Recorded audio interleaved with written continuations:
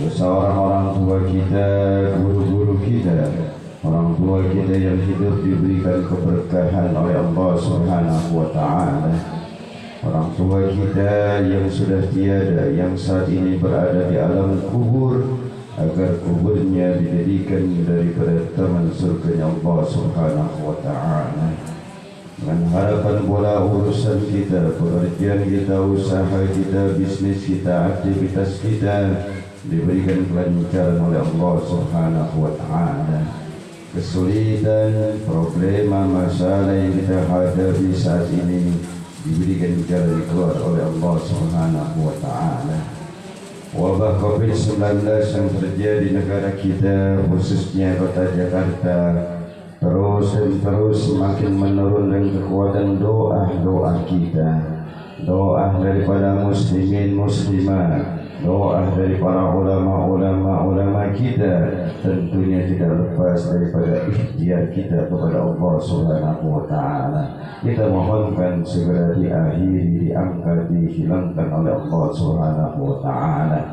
Diri kita, keluarga kita, anak-anak kita, kampung kita, wilayah kita dijauhkan daripada wabah tersebut. Amin ya rabbal alamin.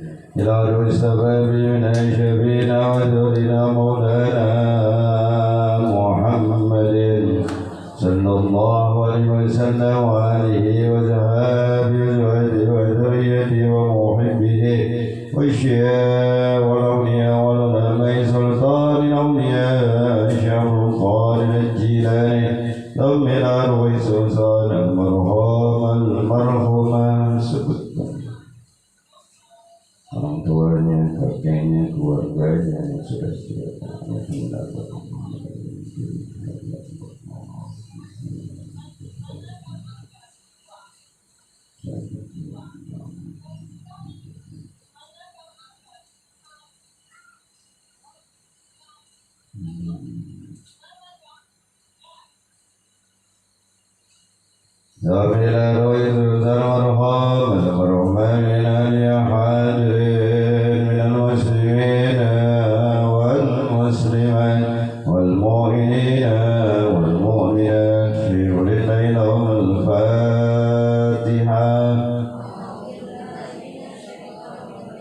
Bismillahirrahmanirrahim. Alhamdulillahi rabbil alamin. Arrahmanirrahim. Iyyaka na'budu wa iyyaka nasta'in. Ihdinas siratal mustaqim. Siratal ladzina an'amta 'alaihim waladdallin. Amin. Al-Fatihah. Saudara kita, keluarga kita, famili kita, tetangga kita yang saat ini sedang kurang sehat, semoga penyakitnya diangkat oleh Allah Subhanahu wa Ta'ala, diberikan kesabaran oleh Allah Subhanahu wa Ta'ala. Dan khusus orang tua saya Ibu Hajjah Istiqharah binti Bapak Sarbini, dan juga Ibu Hajjah Juwaidah binti Bapak Yasim, dan segenap keluarga kita, semoga yang saat ini sedang kurang sehat diangkat penyakitnya oleh Allah Subhanahu wa Ta'ala.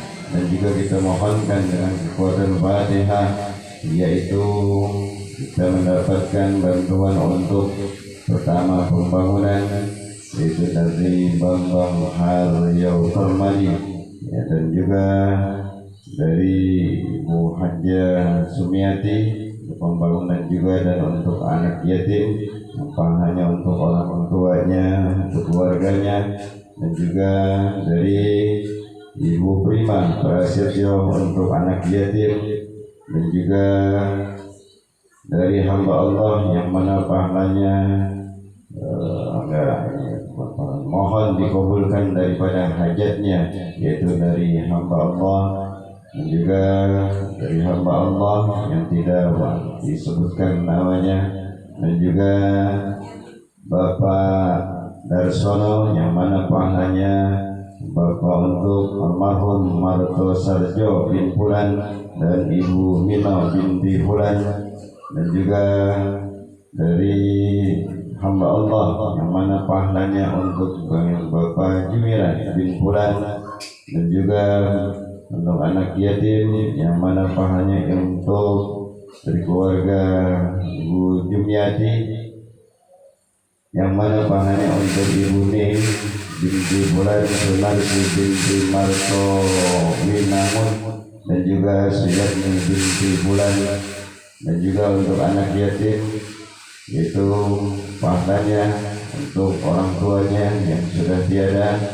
Ibu Fatimah, dan juga pahalanya dari Ibu Hajjah Umrah, pahalanya untuk Haji Mukmin bin Bapak Haji Asri, Rahmat Abdullah bin Bapak Haji Mukmin, dan juga Haji Nur binti Haji Umar, dan Ibu Hajjah Haliman binti Solihun, Ibu Hajjah Aminah binti Bapak Haji Bontong, dan juga almarhum Haji Asri binti Haji Totong, dan juga yaitu dari hamba Allah, dan juga dari hamba Allah, dan juga dari untuk anak yatim yang pahalanya untuk Bapak Suparno binti Joyorejo dan Eko Lanjari bin Sugir.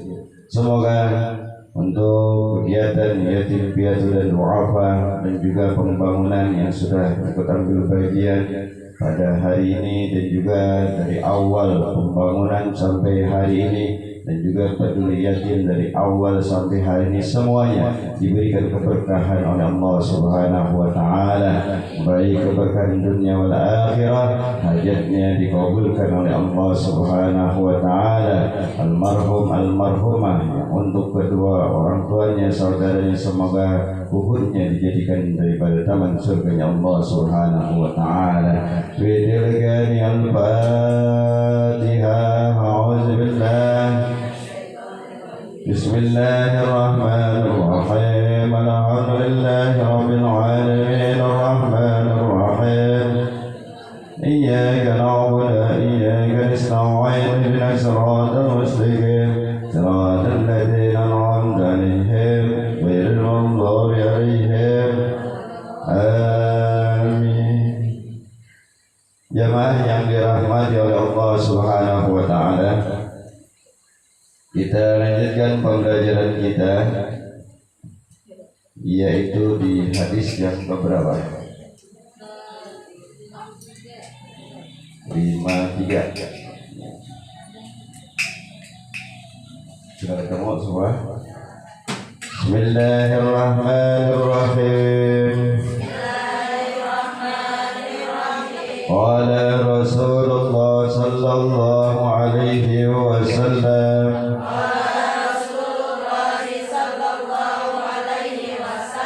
idza ahsana ar-rajulu as-salata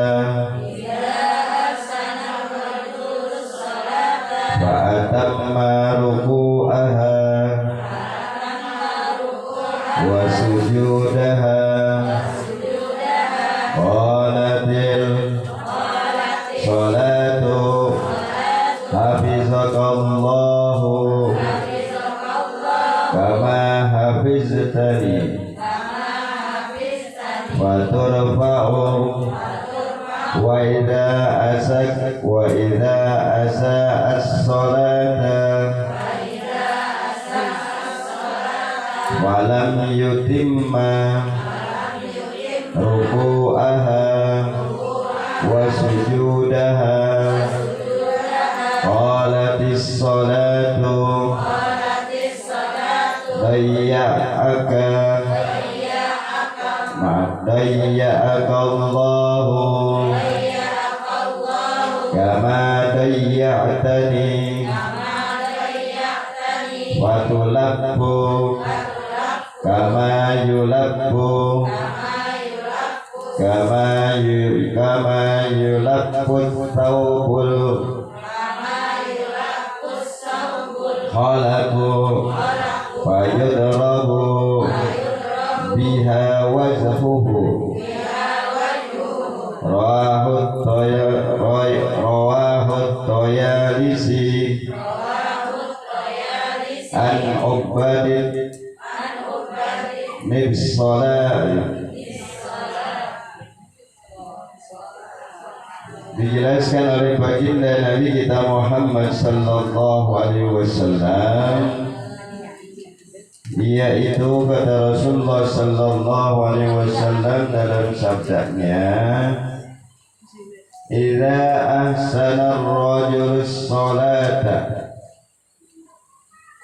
apabila seseorang mengerjakan sholat ya, dengan baik, lalu fa'atamma ruku'aha wa sujudaha, lalu menyempurnakan daripada ruku dan sujudnya.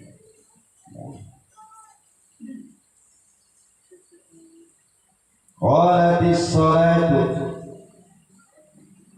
hafizakallahu kama hafiztani,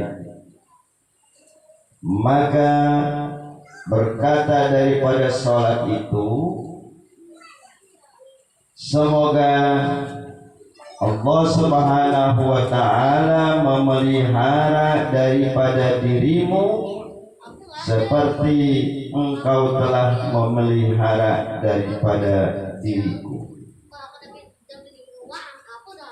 Maksudnya, apabila seseorang mengerjakan sholat dengan baik dan sempurna, baik dari segi rukunnya, dari segi bacaannya, dari segi kesempurnaannya, maka sholat itu nanti akan ngomong ya. Dia bisa ngomong sholat.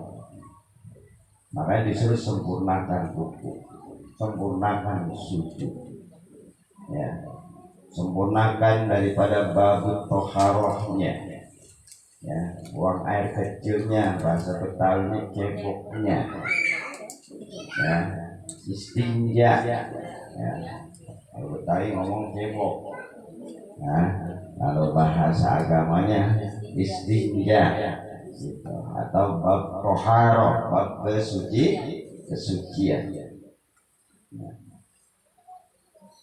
Tujuannya apa? Agar sholat kita itu bisa diterima oleh Allah Subhanahu wa ta'ala. Bacaannya ya, sujudnya ya, bab toharohnya, kesucian ya. Kenapa? Karena sholat itu ya bisa diterima oleh Allah Subhanahu wa ta'ala karena diawali daripada bab tohar, bab kesucian, istinja. Makanya kita sebelum wudu ya, kita harus benar-benar membersihkan bila kita yang namanya terdapat daripada 9 lubang yang ada dalam tubuh kita, terutama lubang dubur dan depan dan harus benar-benar bersih ya. Makanya kencing ya, itu harus benar-benar bersih supaya wudunya diterima, sholatnya diterima, maka kan sempurna. Jangan cebok asal nyiram doang ya, ya. Bersih ya, hilangkan rasa baunya ya. Apalagi yang mau buang air besar harus benar-benar bersih ya. Dengan rasa baunya, rasanya ya. Baunya harus hilang, rasanya juga ya. Tapi harus dengan keyakinan gitu. Ya, jangan cebok bau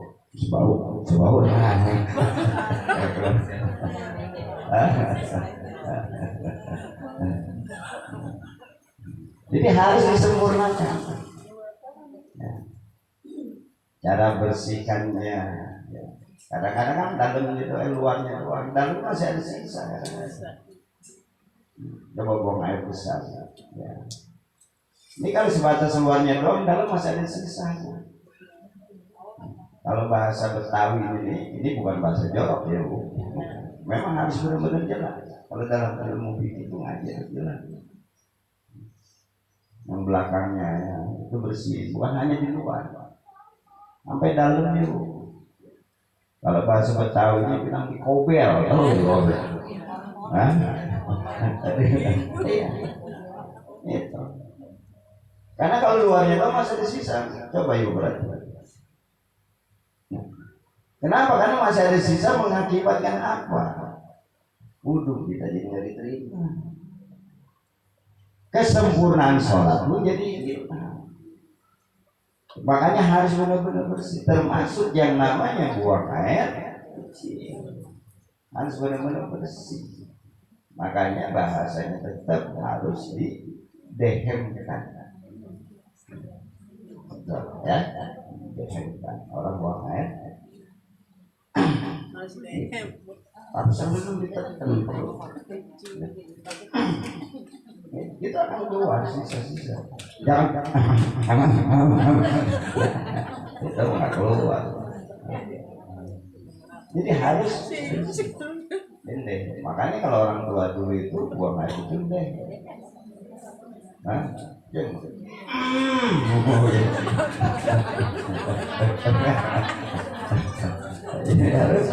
harus nah, orang tua juga kita berarti ngajarin. Tujuannya juga apa? Agar daripada itu merupakan satu pemberitahuan, ya, bahwa di kamar mandi ada apalagi yang namanya tempat umum, ya. Tempat umum kita di kamar mandi, kalau kita nggak ini menggedor-gedor, ya kita lagi dalam perjalanan ziarah atau apa kamar mandi sepi, udah beduk begitu. Tapi kalau kita ada orang kata lagi itu orang.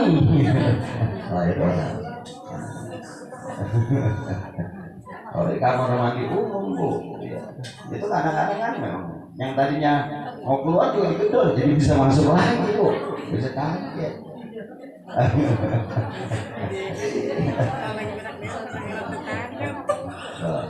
Ya.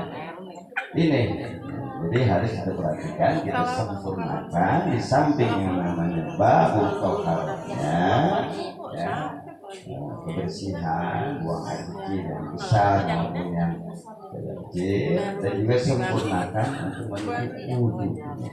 Jadi begini, ya, ini yang menjadi satu perhatian tiga, termasuk buku bacaannya, ya.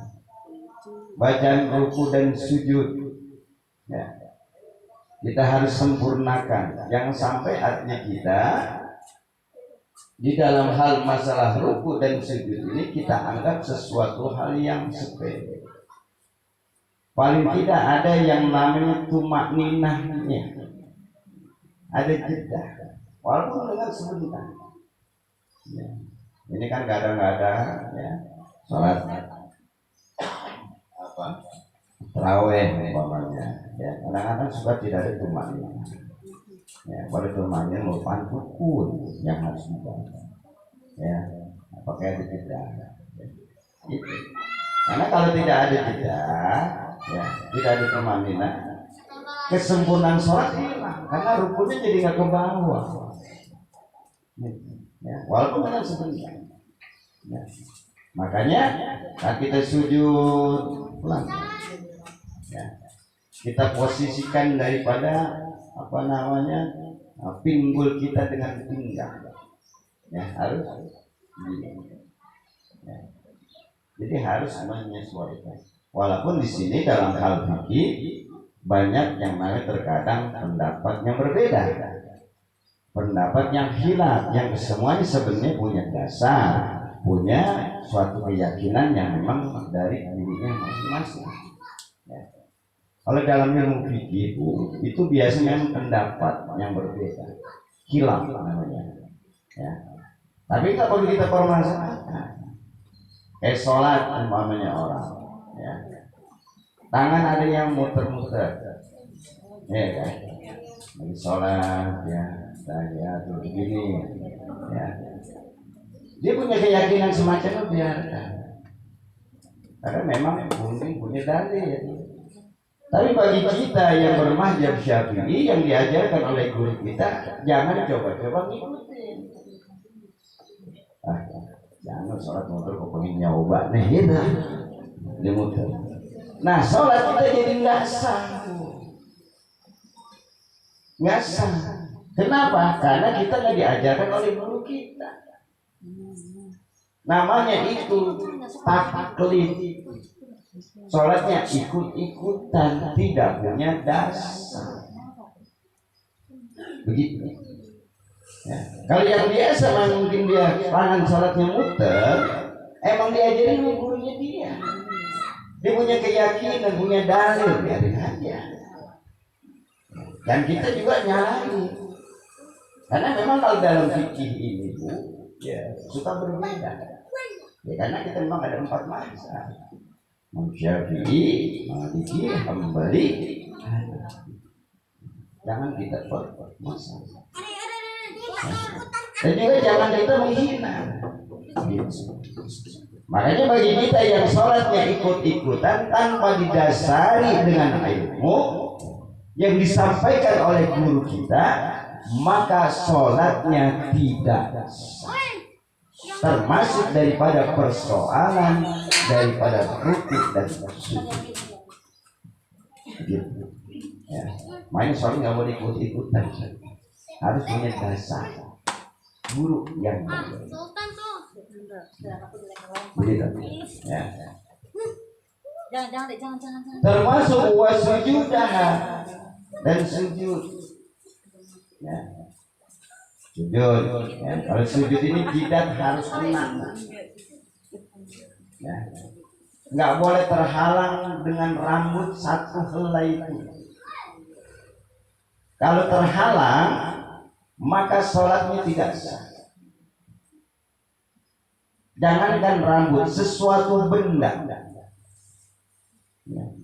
Satu benda yang nempel dalam tubuh kita. Umpamanya saya pakai sorban.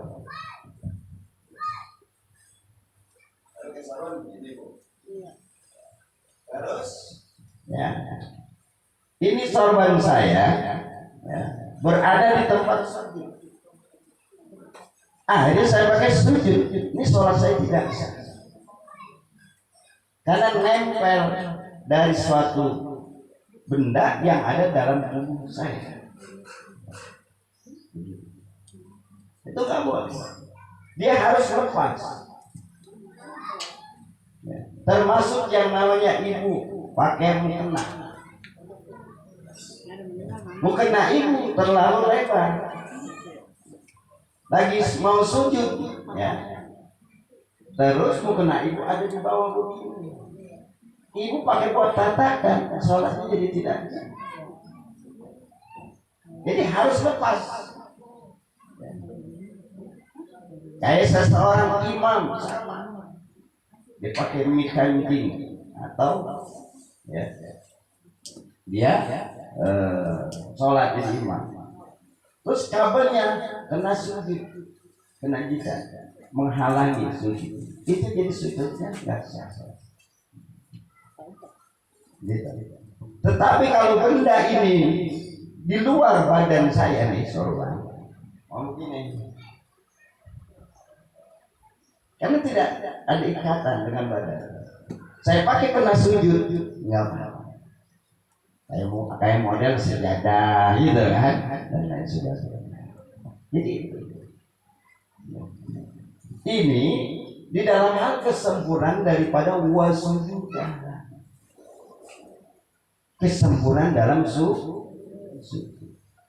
Nah, itu. Nah, hal-hal yang semacam ini memang dianggapnya sepele, dianggapnya kecil, tetapi berpengaruh terhadap ibadah sholat. Jadi begitu, ya. Hal yang kecil jadi bermasalah. Makanya kita harus sempurna. Ya, kita. Wa qalatis salatu hafizakallahu kama hafiztani. Maka sholat itu, ya, dia berkata atau berkata daripada sholat. Jadi sholat ini ngomong, bentar, ya, maaf, ya. Yaitu semoga Allah memelihara diri Dari di situ sholat itu, ya, sholat itu berkata, dia ngomong sama Allah, ya Allah, ya, sempurnakanlah, ya, atau terimalah, atau peliharalah dari si fulan yang mengerjakanku ini dengan sempurna. Jadi dia ngomong, kepada Allah Subhanahu wa Ta'ala agar, ya, sholatnya si fulan atau seseorang ini, ya, diterima oleh Allah, supaya si fulan ini dipelihara oleh Allah. Kenapa? Karena kesempurnaan daripada wasujudah dan juga waruku. Nah ini ngomong. Makanya di sini apa dikatakan? Semoga Allah memelihara dirimu seperti engkau telah memelihara diriku. Jadi kalau kita memelihara sholat, maka kita akan dipelihara oleh Allah. Nah, bedanya kita kalau menyayangi orang akan sayang sama kita. Kalau kita peduli sama orang akan peduli sama kita. Kalau kita peduli sama sholat akan peduli sama kita. Makanya sholat itu amal ibadah yang pertama kali dipertanyakan oleh Allah, bukan yang lain. Pentingnya sholatnya. Makanya tidak boleh kita meninggalkan sholat dalam kondisi apapun, kecuali bagi wanita, artinya datang bulan, yang memang harus meninggalkan sholat kalau datang bulan. Tapi kalau laki-laki tidak ada, betul kan? Kalau dia sudah balik wajib. Kalau wanita datang bulan, haid namanya. Boleh, kenapa nggak sholat lagi? Hai Pak Ustaz, pantas gak perempuan? Coba kalau orang laki, mana Pak nggak sholat lagi? Hai Pak Ustaz, nggak pantas. Ini menjadi perhatian buat kita. Jadi bila kita menyempurnakan daripada sholat kita, menyempurnakan daripada ruku kita, sujud kita, maka sholat itu akan memohon kepada Allah dengan apa? Ya Allah, peliharalah si fulan yang mengerjakan yang itu dengan sempurna. Ya Allah, ya, angkatlah derajat si fulan yang mengerjakan diriku, yaitu dengan sempurna. Makanya sampai sholat itu dikatakan, inna sholata tanha 'anil fahsya'i wal munkar. Sholat itu mencegah perbuatan keji dan munkar. Kenapa kok sholat bukan yang lain? Karena gerakan daripada sholat, bacaan daripada sholat itu mengarah untuk apa? Menuju untuk ridhonya Allah. Supaya manusia itu bisa mereaksikan daripada ibadah sholat. Makanya bagaimana saat dia mengucapkan takbir, Allahu Akbar, Engkau ya Allah, Zat yang Maha Besar. Aku kecil ya Allah, tidak ada apa-apa. Jabatanku, kedudukanku, pangkatku, hartaku, tidak ada apa-apanya, kecil di hadapanmu. Makanya orang habis sholat, kesombongannya hilang, yang harta sombongnya hilang, yang kedudukan. Kalau yang namanya dia sholat masih ada nilai-nilai rasa kesombongan, sholatnya baru sebatas mengerjakan, bukan mendiri. Mengerjakan sebatas kewajiban. Kita ini butuh sholat. Kita yang butuh sholat. Makanya kalau ada orang yang masih sombong dengan sholatnya, dengan hartanya, kedudukan, pangkatnya, baru sebatas mengerjakan. Artinya menggugurkan kewajiban, bukan mendirikan. Kalau mendirikan berarti dia tegak. Makanya sholat itu selalu dikatakan dirikanlah sholat, bukan mengerjakan, dirikan. Kalau yang sudah berdiri, dia harus istiqomah dari gerakan, dari bacaan. Bagaimana saat yang namanya dia sholat, ya, pandangannya harus sentral ke bawah, ke tanah namanya. Nggak boleh bu sholat seperti ini. Nggak boleh, harus sentral ke bawah. Apalagi depan ada tulisannya moncong. Ya. Makanya sholat itu pakaian, ya, mukena kalau diupayakan, ya, mukenanya yang putih diupayakan, ya, tidak yang berwarna dan tidak ada tulisan, gitu. Termasuk macam-macam yang lain. Kawas, ini kadang-kadang orang sholat pasal baju PSSI, baju olahraga dipakai, ya. Namanya bukan kabar, bukan, yang penting memang betul menurut Allah, tetapi dalam adab kan gitu ya. Nah, jadi satu. Makanya sholat ini akan berbicara, ya, yaitu dia mohonkan kepada Allah Subhanahu Wa Taala bagi yang memelihara daripada sholat itu. Makanya di sini dikatakan semoga Allah memelihara dirimu.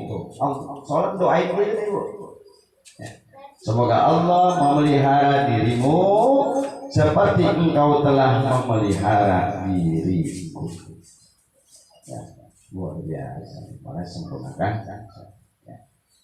Nah, selanjutnya kita bahas pada kali depan karena sudah jam 10 kurang. Ya. Insya Allah. Ya. Ya, silakan dibaca.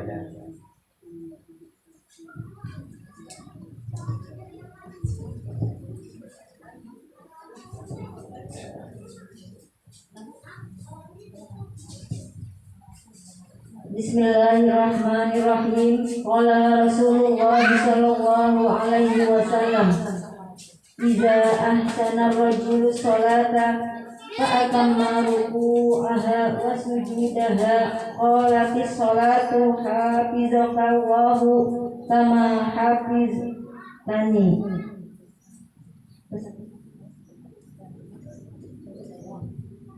Apabila seseorang mengerjakan salat dengan baik dan menyempurnakan ruku serta sujudnya, niscaya salat berkata, "Semoga Allah memelihara dirimu seperti engkau memelihara diriku." Bismillahirrahmanirrahim. Qala Rasulullah sallallahu alaihi wasallam, "Idza ahsana rajulus shalah fatamma ruku'aha wa sujudaha falatis salatu hafizakallahu kama hafiztani." Apabila seorang mengerjakan salat dengan baik dan menyempurnakan serta ruku dan sujudnya, saya salat berkata, "Semoga Allah memelihara dirimu seperti engkau memelihara diriku."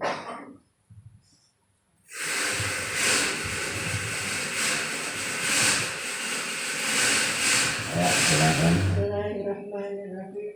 Qala Rasulullah sallallahu alaihi wasallam, "Idza ahsana rajulun rasulan wa atamma ruku'aha wa sujudaha wa istaratu hafizatullah kama hafizatullah."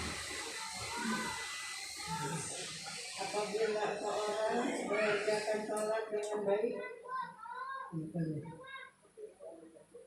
menyempurnakan itu sujud berkata,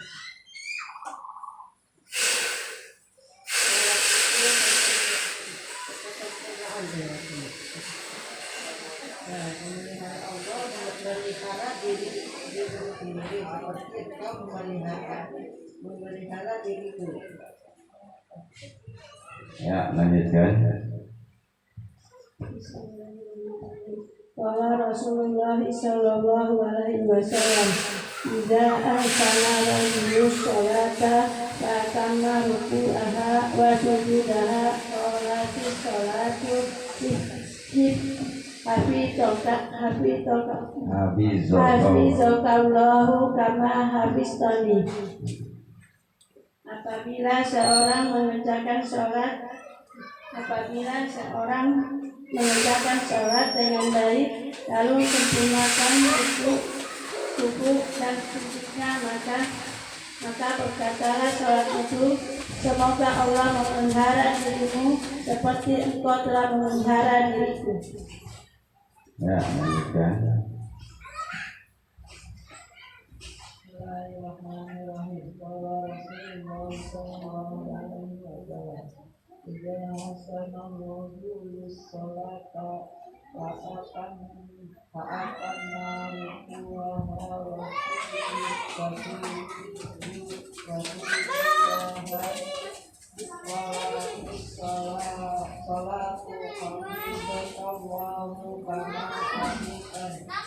apabila seseorang mengerjakan salat dengan baik dan menyempurnakan wudhu serta sujudnya, niscaya Allah berkata, semoga Allah memelihara dirimu seperti engkau memelihara diriku. Ya, lanjutkan. Bismillahirrahmanirrahim. Qala Rasulullah sallallahu alaihi wasallam, idza ahsana rajulu salata fa'atamma ruku'aha wa sujudaha qalatis salatu hafizallahu kama hafiztani. Apabila seseorang mengerjakan salat dengan baik dan menyempurnakan ruku serta sujudnya, niscaya salat berkata, semoga Allah memelihara dirimu seperti engkau memelihara diriku. Ya, lanjutkan. Bismillahirrahmanirrahim. Qala Rasulullah sallallahu alaihi wasallam, idza ahsana rajulu salata wa atamma ruku'aha wa sujudaha qalatis salatu hafizallahu kama hafiztani. Apabila seseorang mengerjakan salat dengan baik dan sempurnakan ruku serta sujudnya, niscaya salat berkata, semoga Allah memelihara dirimu seperti engkau memelihara diriku. Ya, lanjutkan.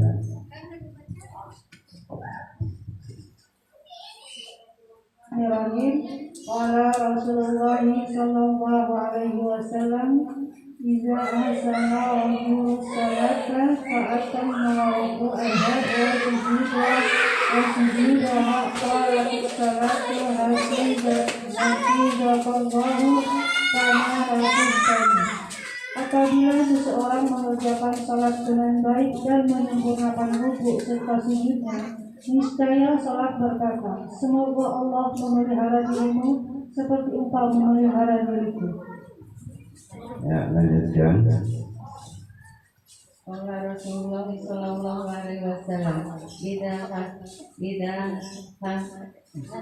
hasana rajulu salata fa atama ruku'aha wa sujudaha qalati salatu hafizallahu kama hafiztani.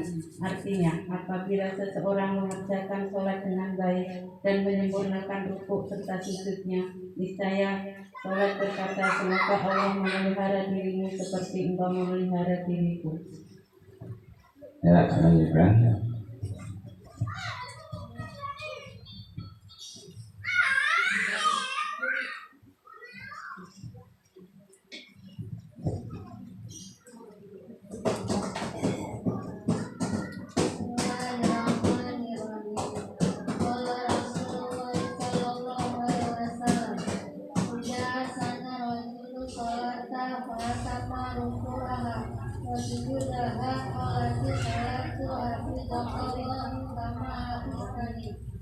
Apabila seseorang mengerjakan sholat dengan baik dan menyempurnakan ruku serta sujudnya, niscaya sholat berkata, semoga Allah memelihara dirimu seperti engkau memelihara diriku. Ya, silakan. Siapa yang mau baca? Silakan. Bismillahirrahmanirrahim. Qala Rasulullah sallallahu alaihi wasallam, idza ahsana rajulu salata fa atamma ruku'aha wa sujudaha qalatis salatu hafizallahu kama hafiztani.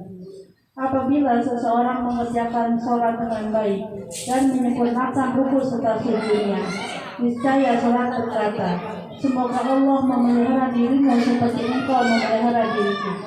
Ya, lanjutkan sedang baca. Ya.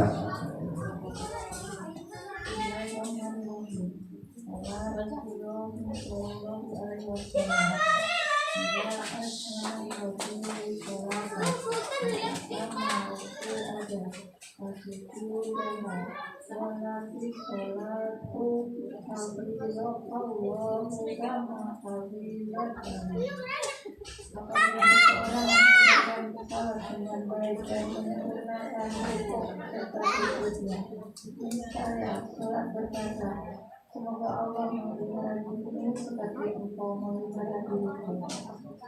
Ya, masih ada. Silakan. Bismillahirrahmanirrahim.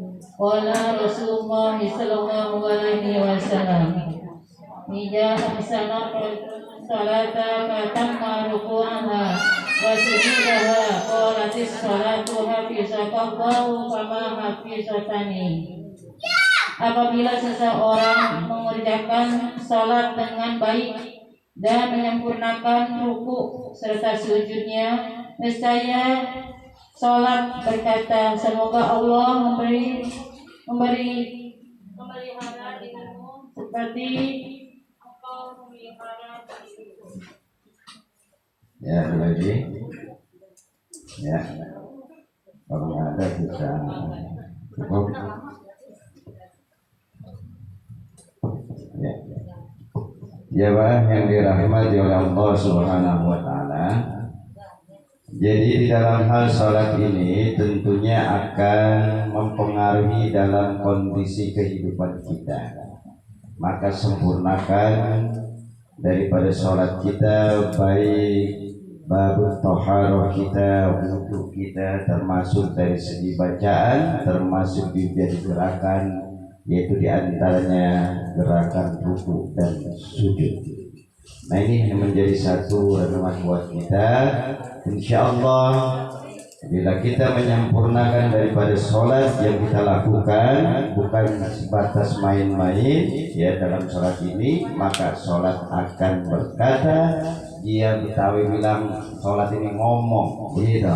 Dia ngomong sama Allah, dia ngadu sama Allah, ya Allah ya peliharalah diri ya. Siapa diri sini? Diri orang-orang yang melaksanakan sholat, menyempurnakan sholat, sebagaimana dia telah memelihara diri.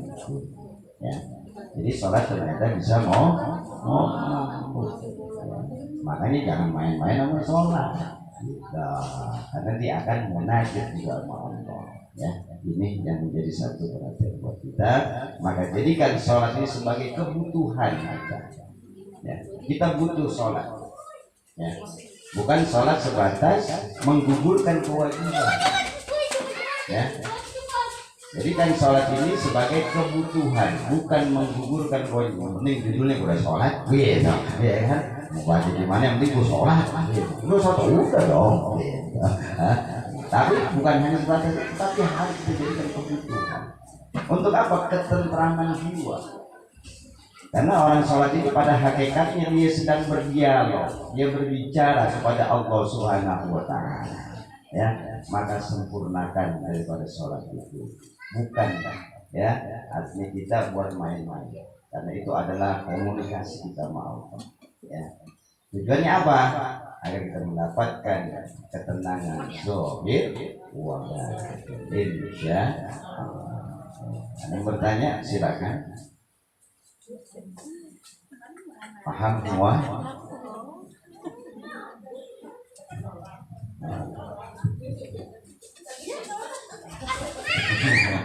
Iya pakai.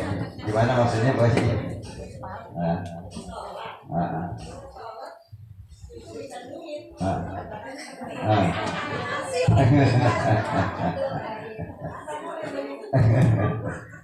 Yang namanya kita lagi sholat Bu, hal-hal yang berkaitan dengan urusan dunia harus dihiraukan.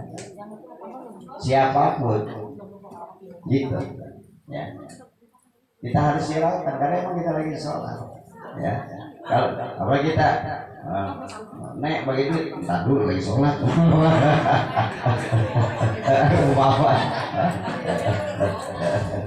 Kita kita sholat, ya, ngomong aja dikit dalam hati kita, batal. Ya. Kita ngomong dalam hati kita. Ada orang yang umpamanya atau anak kecil, kita lagi sholat, Allahu Akbar, ada anak kecil nangis gitu dalam kita, ya Allah kasihan amat gitu kan. Nah, padahal kita nggak ngomong dalam bahasa lisan, tapi dalam hati bisa batal sholat kita. Karena apa? Karena kita tidak fokus. Makanya dalam hal sholat ini yang berkaitan dengan urusan dunia harus ditinggalkan. Ya, begitu. Kecuali ya dalam sholat sunnah masih ada boleh yang harus dibatalkan. Ya. Kalau sholat wajib tidak boleh. Contoh, orang tua kita manggil, nih, orang tua kita manggil. Tapi kalau sholat wajib nggak boleh. Nah, kita batalkan sholat. Nah, tapi kalau sholat sunnah wajib hukumnya kita batalkan sholat, kita harus lebih mementingkan panggilan orang tua.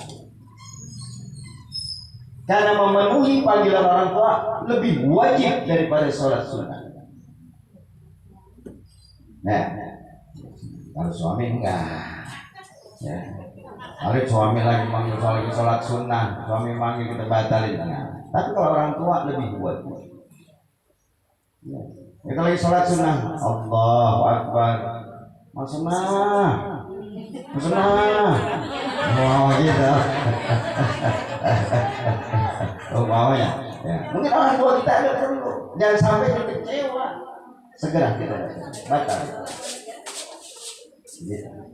Tapi kalau sholat wajib nggak boleh, karena memenuhi panggilan orang tua lebih utama, lebih wajib dibandingkan sholat. Jangan sampai gara-gara kita sholat sunnah orang tua kita kecewa, akhirnya dapat dosa. Selesai baru tulis. Ya. Hah? Kaget gimana? Kalau lagi sholat gitu kaget. Langsung artinya secara spontan gitu. Kalau kita lagi sholat, ya mama barang jatuh, budah gitu. Astagfirullah. Kalau yang namanya dalam hal kita tidak menyadari, itu kan di luar kuasa kita. Itu Allah maaf, artinya Allah memaaf. Tetapi ini kan bicara dalam unsur sengaja, gitu. Ya. Kalau dalam unsur sengaja, tapi kalau kita memang kadang-kadang refleks gitu kan, kita nggak tahu, ya itu kita. Karena itu di luar kemampuan kita. Kami begitu, ya. Jadi kalau memenuhi panggilan orang tua wajib kita penuhi dan kita batalkan sholat bila sholat sunnah. Tapi kalau sholat wajib tidak, tetap harus. Nah, jadi kalau itu kalau manggil wajib gitu, ya kan? Nek bagi duit biarin aja dulu kalau kita sholat wajib, gitu ya. Iya.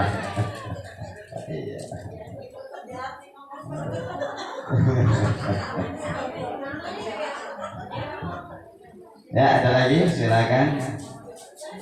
Ya, silakan Bu. Ya, mohon dengerin Bu.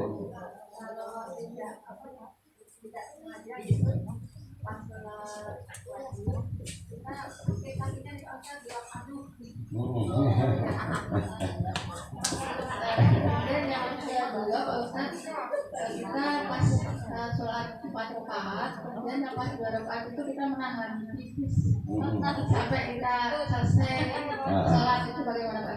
Iya. Jadi kalau kita yang namanya sholat, tadi sudah ada apa pertanyaan ya. Kalau kita sholat lagi nahan sakit atau kita ngomong aduh gitu, nah, itu bisa batal, batal. Ya. Hah? Itu spontan atau memang spontan? Tetapi kalau yang namanya spontan, kalau didasari dengan kalimat keluarnya satu kalimat Bu. Dengan katakan kalau sholat itu nggak boleh dengan ada bahasa luar. Itu bisa yang namanya membatalkan sholat dengan Allah Akbar, gitu kan. Itu bisa Bu, membatalkan. Kecuali dengan hati kita pelan-pelan. Nah, itu nggak ada masalah. Karena itu sudah terlontar. Ya. Tetapi dalam hal ini, ya, kalau bisa kita upayakan, jangan sampai keluar kalimat itu. Ya. Namun dari satu sisi yang namanya orang kadang-kadang kan refleks kan gitu kan, namanya refleks ya.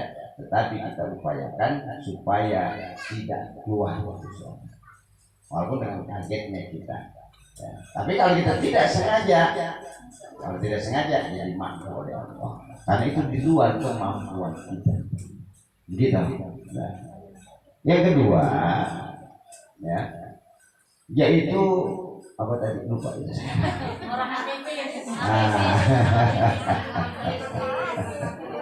Lagi sholat nahanin kencing. Ya. Karena demi menjaga sholat jangan sampai batal. Sekarang begini, kita yang namanya sholat supaya kan menimbulkan ketenangan. Ya. Sekarang kita nahanin kencing, tenang apa enggak?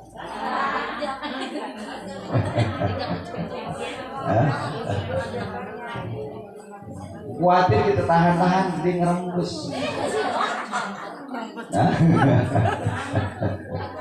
Di ngerembes gitu ya. Ini tidak tenang. Ambil sholat sambil nahanin. Kan jadi tahan Bu. Kagak ditahan. Dia keluar. Lebih baik batalin pulang. Karena sholat kan butuh ketenangan Bu. Butuh tenang. Sama dengan yang namanya nahan kentut. Ya Bu. Ini saya yakin pernah nahan kentut semuanya.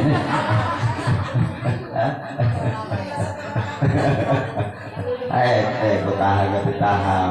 Ya, tanggung kan gitu. Ya. Nahan kentut ini makruh. Ya, makruh. Cuman lebih bagusnya, afdolnya lepas aja. Daripada kita tahiyat akhir begini Bu.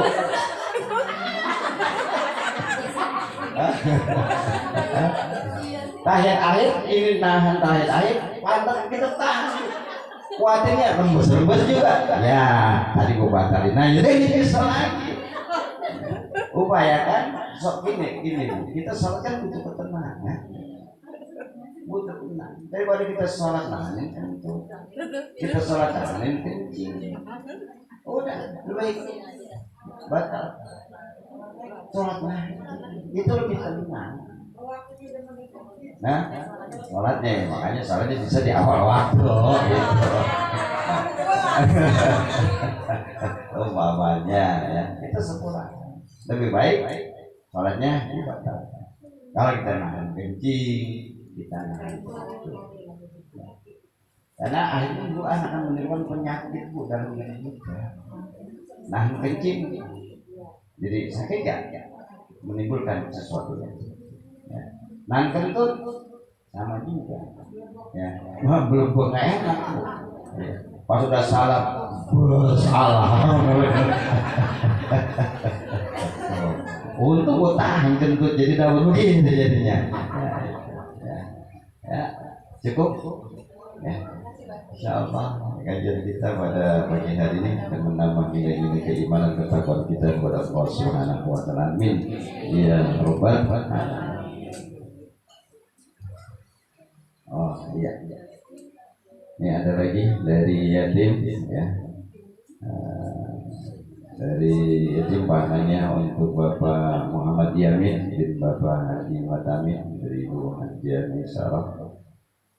Dan juga yatim dari hamba Allah ya, dan yatim dari hamba Allah. Semoga apa yang diberikan ke semuanya diganti oleh Allah Subhanahu wa taala yang lebih banyak lagi. Amin ya Allah. Lalu saya sampaikan bahwa pada hari ini adalah Yaumul Asyura ya, banyak sejarah dan kisah di hari di bulan Muharram ini, termasuk di hari Asyura. Ya, di antaranya mari sama-sama paling tidak kita berupaya di hari Asyura ini kita puasa sunnah. Ya, upayakan ya, karena pahalanya luar biasa Bu. Ya, satu hari diampuni dosanya setahun. Coba yang kerjaan sehari diampuni setahun, enak gak kira-kira? Nggak ada Bu, di mana-mana pun orang kerja sehari digaji setahun, ada nggak? Nggak ada.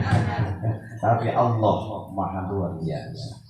Ya, kerjaan sehari diampuninya setahun, walaupun ibadahnya sunnah tapi luar biasa. Makanya di hari ini jangan sampai kita tinggal puasa sunnah. Ya, ntar kalau ada yang mau makanan bungkus saja. Kalau ada, ya. Bungkus nggak ada ya. Bungkus saya bawa pulang buat buka puasa. Bisa. Yang kedua di bulan Muharram secara singkat, jadi kita kepedulian terhadap anak yatim dan para duafa.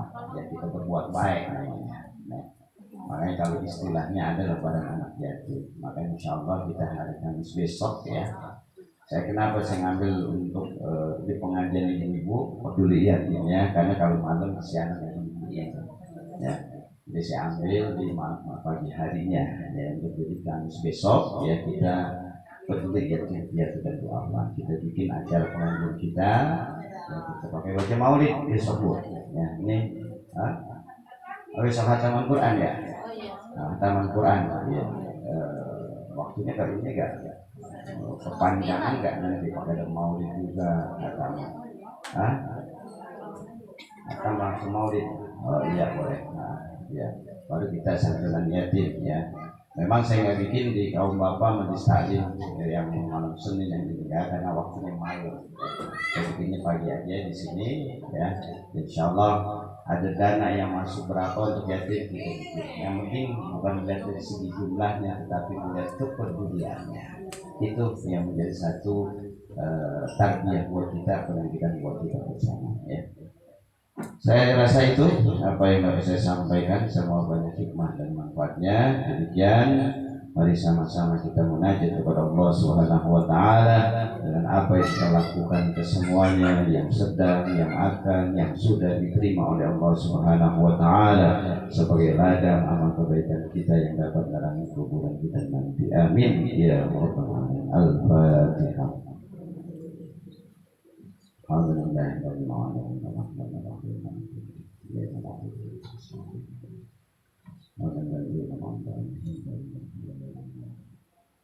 وفني كريم يا جل إكرام منا على دين الإسلام. اللهم بالفاتحة وبسر الفاتحة وبإكرام الفاتحة وبجد الفاتحة يا بارئ الهم يا كاشف القوم يا من يغفر ويرحم يا دافع البلاء يا الله يا دافع البلاء يا رحمن يا دافع البلاء يا رحيم. اللهم اهدنا في العلم وزينا في الحلم واكرمنا بالتقوى جعلنا بالعافية دوم بها سبحانك اللهم وتخيل فيها السلام وآخر دعواهم الحمد لله رب العالمين. يا أرحم الراحمين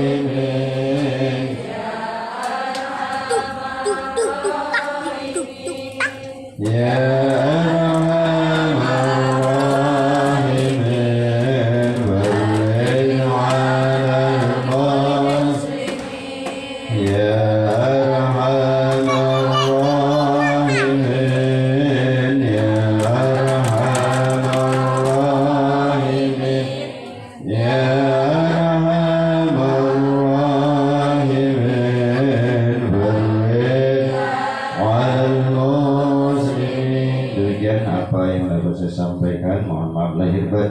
Wassalamualaikum warahmatullahi wabarakatuh.